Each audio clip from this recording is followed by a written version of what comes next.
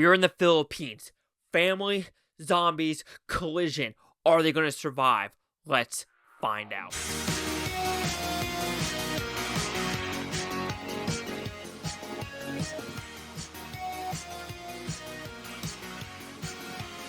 Chase Lee Hockey here with the Blue Futon reviewing Outside. It's a Netflix Filipino movie, and it's about a disgruntled family. You could tell there's angst in this family. But we're in the middle of a zombie apocalypse, and he and this family goes to a home which he did not have a good childhood. And while their psychological sabotage is coming, what is happening with his wife, his kids, his brother, and will they survive this zombie apocalypse? So, did I like this film?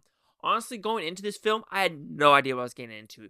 Not a single freaking clue. And when it was concluded, I think I enjoyed what they were trying to do. But I do think there are huge flaws with some of the characters of just being, like, not good people.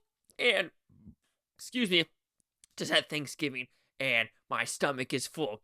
But yeah, this movie is interesting to a point. But then sometimes it drags, like, what's the point? And then it gets to where it's going. And then if you're looking for a good, like, thumbs up, ending, don't expect that. So talk about the positives, the look of the movie, the angst of the movie, the just tension of the movie. It is there. You know there's something wrong. You know there's something with his wife. You know there's something with the older child. You know that there's just things going on in this world that just isn't clicking. And it really resonates. Because one thing about a zombie apocalypse, everyone's like, we gotta stick together in our little cliques because we have this clique, this clique, this clique. And I know, like, Walking Dead did it kind of like this, but this is more specifically a family, a wife who cheated with his brother, and other just shenanigans ensuing. So you get that tension involved. The look of the movie, when there is gore, a lot of gore. And I think that's where a lot of people are not going to like this film because they're thinking, oh, this is going to be a zombie film. There's going to be action nonstop. I'll say there's action the first 15, 20-esque minutes when it comes to them trying to go through a gate. And then you have a lot of family drama. Then little, segments here and there and something that happens at the very end. But don't expect, like, wham, bam, thank you, ma'am, action through it and throughout. The scenarios you're in.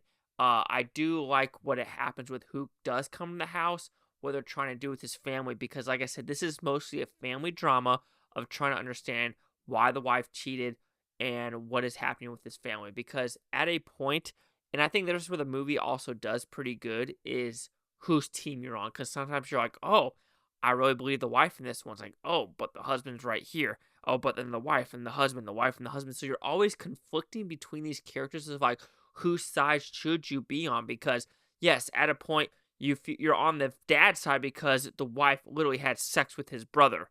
And you're thinking, yo, that's messed up. Then other things of, like, why does he really want to lock this family in this house? Yes, I understand that at a point he wants to do that because he knows for a fact the wife is going to go to his brother. And it's just, tension. And then they do try to do a backdrop with him living in a basement and his dad just, like, keeping him imprisoned. And it's pretty, it's an interesting subplot that it could have gone a little bit more. But I think they just, like, did it there. And because the room is there, the dad's going to have a psychological breakdown. And it really doesn't give context. It does a little bit with pictures on the wall, but it doesn't really go that deep. It goes more in the psyche of how he is going to treat his sons differently because one is a bastard, if you want to put it that way, and the one is actually his real son. When the gore is there, it is pretty damn good. The violence is pretty damn good. Everything else that happens in this movie when it comes to some of the scenarios and, like, can someone really kill someone really works on those levels. The negative, like I said, there are some scenes where you're like, I don't know where this is going. And then some character choices where you're just like, slap your freaking forehead of like, what the hell are you thinking? What are you doing? That doesn't make any sense.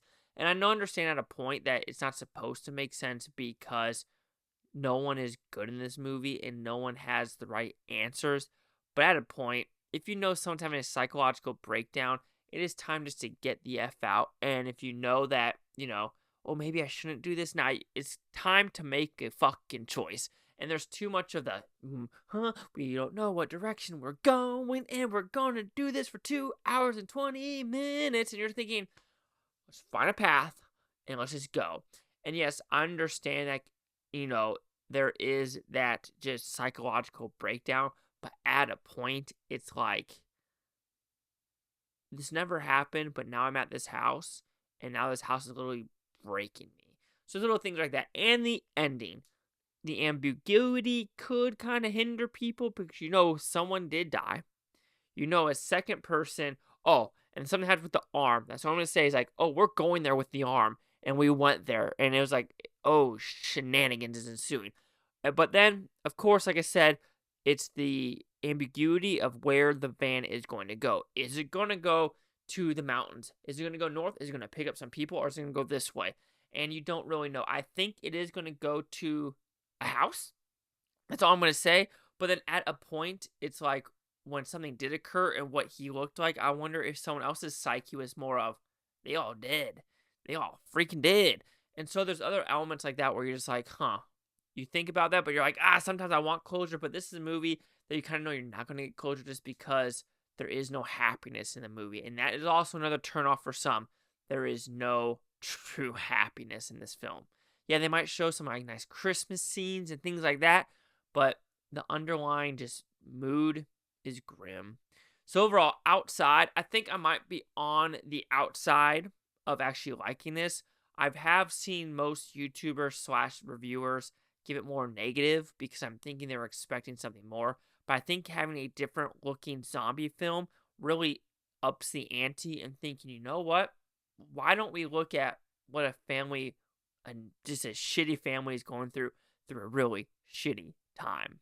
So outside will receive a 3.5 out of 5 with Futon, which equals at 70%. So see the critics and user scores gave this one. So it looks like we are at a 80% with the critics, but a 58% with the audience score. No critic consensus. I think the last time I checked, there was no critic score, but it looks like we finally got to that 10th meter. But anyway, 80, 70, 58. Chase Doc here with the Blue Futon. Like, comment, subscribe. One more things, Blue Futontopia. You Blue Futonians, thank you for watching. For a great day. I'll watch today, tomorrow, week from now, month, or a year from now, every single freaking one of you. Peace and love, peace and love. And yeah, in these situations, I really don't know what I would do.